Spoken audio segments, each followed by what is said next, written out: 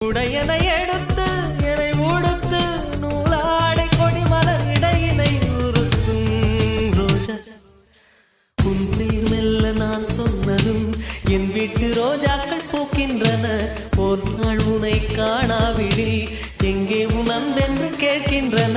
நீ வந்தால் மறுகணம் விடியும் என் வானமே